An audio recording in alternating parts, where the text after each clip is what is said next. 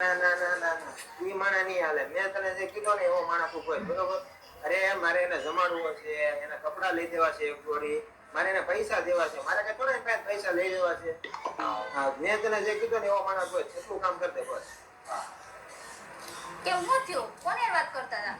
અરે કાઈ નહીં, તને ખબર છે આજ છે ને મને એક પંડિતજી મળ્યા હતા. એને મારો હાથ જોયો અને મને એમ કીધું કે તું છે ને એક એવો માણસ હોય એની તું સેવા કર, એને જમાડ, એને છે ને તું કપડા લઈ દે અને એને 5100 રૂપિયા આપીને એની આર્થિક મદદ કર એટલે તારું અટકેલું કામ થઈ જાય અને છે ને તને ધંધામાં બહુ લાભ થાય. એવું? હા.